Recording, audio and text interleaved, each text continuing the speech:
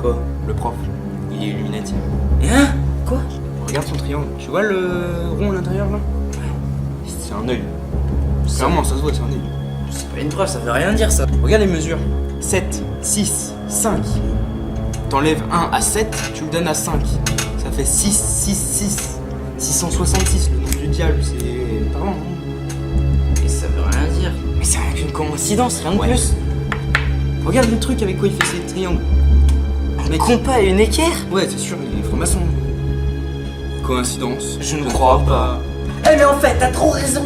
Le prof, c'est un Illuminati franc-maçon sataniste. Et oh les gars, on arrête les délires. Moi aussi j'ai une équerre et un compas et pourtant je suis pas partie de la franc-maçonnerie. Donc on arrête la parano et finit la théorie du complot.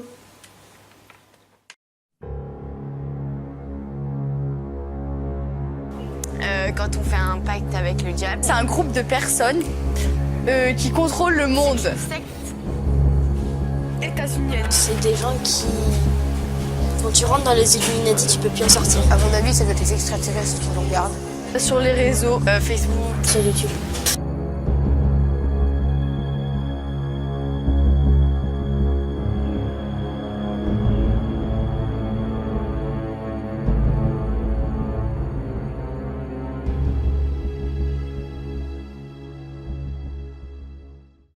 Depuis le XVIIIe siècle, il n'y a plus d'Illuminati. Les Illuminati, c'est un certain nombre de personnes en Bavière qui ont utilisé cette méthode maçonnique pour se réunir. Ils étaient peut-être au maximum une trentaine. Ils ont été rapidement réprimandés parce que soupçonnés de complot. Et donc cette loge a été fermée. On trouve ça beaucoup sur internet, etc.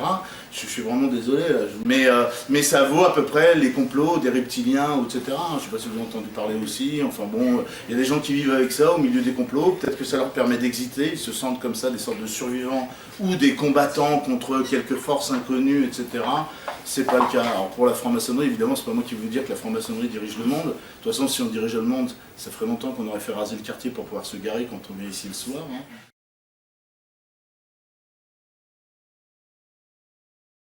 La franc-maçonnerie est une société secrète dans le sens où les francs-maçons ne révèlent pas qu'ils appartiennent à cette société.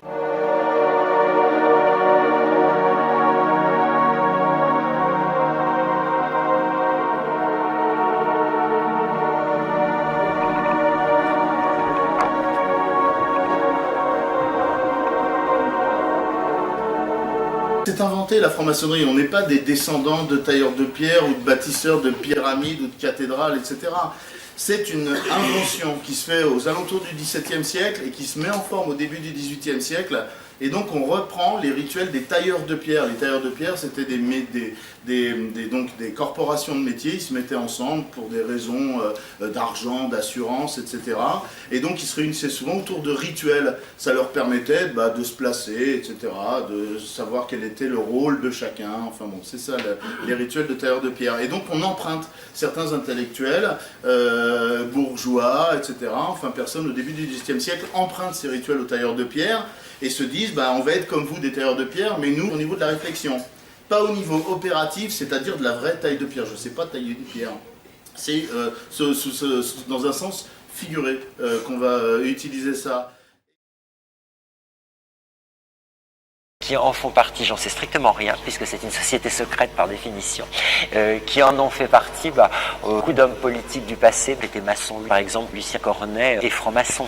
Voilà. Alors après sa mort, c'est devenu une chose publique. A priori, un certain nombre d'artistes, par exemple Mozart était maçon lui-même, et c'est pour ça qu'il a créé un opéra qui s'appelle La Flûte enchantée, qui décrit assez bien le rituel initiatique d'un franc-maçon.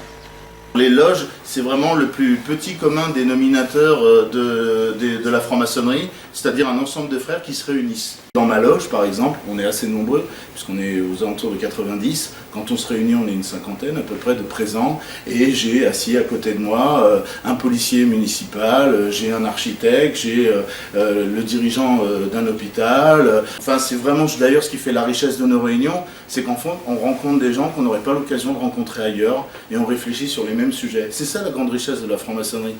Toujours est-il que de toute façon, ils sont juste là comme ils vont, je sais pas moi, au club de sport, ou comme ils font du bridge, enfin, c'est une occupation comme une autre. C'est un travail sur eux qu'ils font, ils veulent le faire en toute discrétion pour justement ne pas être parasités par des influences extérieures, et c'est ce qu'on respecte les uns chez les autres. Voilà, les francs-maçons se respectent beaucoup parce qu'ils sont tous au boulot, on travaille sur nous et on paye même pour ça. Comme toute association, quoi. Moi, ça me coûte 370 € par an, la franc-maçonnerie. Alors l'admission, il ne faut pas forcément connaître un franc-maçon pour entrer en franc-maçonnerie. Je ne connaissais pas de franc-maçon avant de rentrer en franc-maçonnerie. Il suffit juste de taper à la porte. C'est une expression qu'on utilise beaucoup, frapper à la porte du temple. C'est-à-dire de venir ici, de laisser son nom. Et en général, après, tu es contacté, toujours.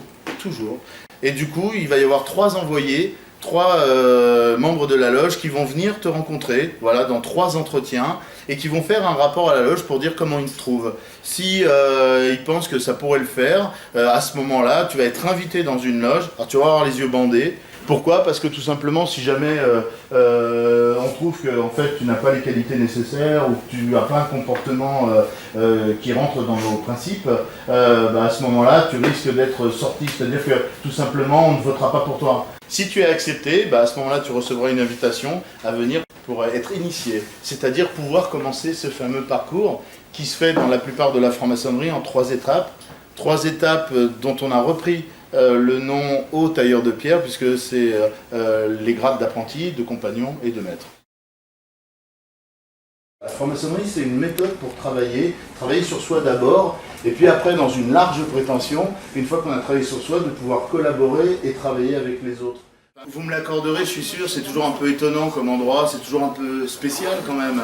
Et donc du coup, comme c'est spécial, ça nous amène à nous tenir d'une manière un peu spéciale. C'est-à-dire on ne se tient pas dans un temple comme on se tient dans la rue. Voilà, justement, on s'oblige à avoir des rapports bienveillants, c'est-à-dire à être poli, même quand je ne suis pas du tout d'accord avec celui qui travaille en face de moi. On s'appelle déjà frères et sœurs ensemble. Je sais bien que mon frère n'est pas mon vrai frère, mais peu importe, ça permet comme ça de mieux s'entendre. En se parlant frère, du coup on s'oblige à bien se parler. Du coup, même si je suis en désaccord avec quelqu'un qui vient de prendre la parole, moi quand je vais prendre la parole avec lui, je vais lui dire que je ne suis pas d'accord, mais avec beaucoup de respect et en étant quand même sérieux dans ce que je dis. Ça permet des échanges super riches sur n'importe quel sujet. Les francs-maçons n'ont rien inventé. Ce qu'on peut leur reconnaître à la rigueur, c'est une sorte d'invention de démarche symbolique autour des outils des tailleurs de pierre. Tout le reste des symboles que vous avez ici, on les utilise depuis très longtemps. Du coup, ce triangle-là qui est un symbole d'harmonie, alors au départ c'est l'œil d'Horus, le triangle avec l'œil intérieur, donc ça existe depuis l'Égypte antique. On est déjà très loin avant l'arrivée des francs-maçons et même des tailleurs de pierre. Au XVIe siècle, on a appelé ça l'œil de la Providence. C'était Dieu en fait qui vous surveillait, mais d'une façon bienveillante. Les francs-maçons ont repris cet œil parce qu'il avait aussi une autre faculté, c'est de pouvoir réunir les hommes dans un temple, quelle que soit leur religion.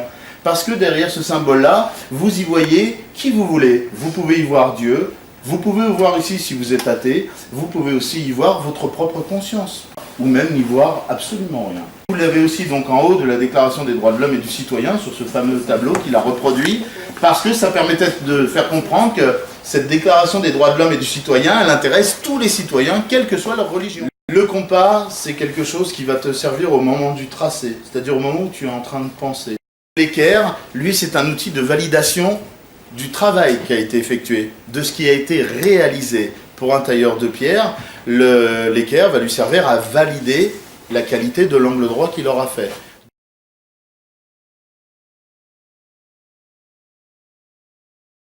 Lucien Cornet forme en 1900 à Sens un concours pour le nouvel hôtel de ville. Il y a 54 projets qui ont été décidés. 49 cabinets d'architectes ont soumis un projet à la municipalité de Sens qui a formé un jury pour définir quels étaient les meilleurs projets. C'est le projet d'architecte parisien qui va être retenu à Sens. Il s'appelle Dupont et Poilvert. C'est intéressant parce que le projet a emporté tous les suffrages de par sa forme et la forme on ne la voit pas. En fait on s'attendait à avoir un bâtiment qui est un pavé quadrangulaire, sauf qu'en fait c'est creux derrière. Donc c'est pas du tout un carré, ce sont 2 bâtiments en L qui ont été retenus et articulés par une rotonde qui est ici. Et c'est ça qui a beaucoup plu, ce L, parce que ce L c'est comme un compas qu'on ouvre. Et l'outil compas plaisait beaucoup au maire Lucien Cornet. Lucien Cornet est franc-maçon. Dupont et Poelvert, nos deux architectes, le savaient très bien. C'est bien pour ça que le compas, ça a marché au premier coup.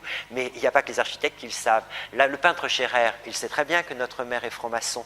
Donc, il met des symboles maçonniques sur les tableaux. Ça plaît d'autant plus à Lucien Cornet.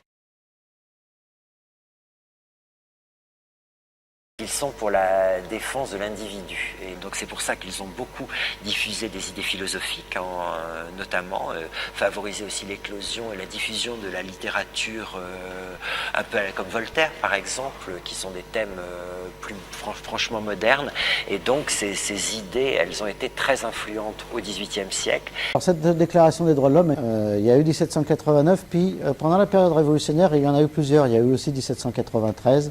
Des points particuliers ont été travaillés par des maçons. Elle vient aussi de la Constitution américaine. Et la Constitution américaine, elle, a été rédigée pratiquement à 100% par des francs-maçons, dont certains francs-maçons qui étaient du Grand Orient de France et qui étaient en France.